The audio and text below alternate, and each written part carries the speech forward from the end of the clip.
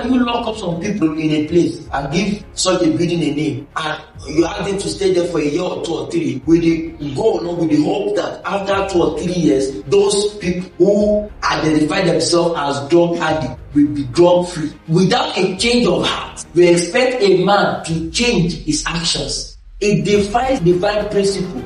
This is why if you hear this person speak, I've interacted with them, a few of them, they'll tell you, I am maybe 9 years sober today.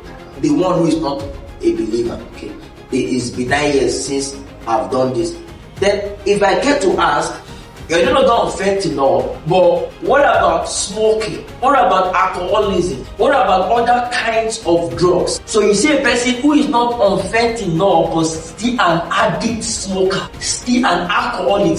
So what happens there is you redirect all of the passion that you have sustained towards living on fentanyl to something else that still harms you and that will still kill you if you continue to do that. And so maybe you used to smoke once in a week when you were addicted to fentanyl, but now through some sort of compelling and being brought into the fold of men who probably are struggling with you and with whom you are having to give account of whether or not you took such a drug. And those persons, they will make sure they are in that building for as long as they can, because the moment they step out of that building, they return to the addiction. So long as you're in that place and you are receiving such a help that is helping you to stay away from that drug, you are now redirecting that consistency to something else that will still kill you. So if you're a person who would usually smoke a cigarette maybe once in a week, because you have now stopped living on fentanyl, you are now becoming a smoker of a pack of cigarettes in a day or 2 packs in a day, or drinking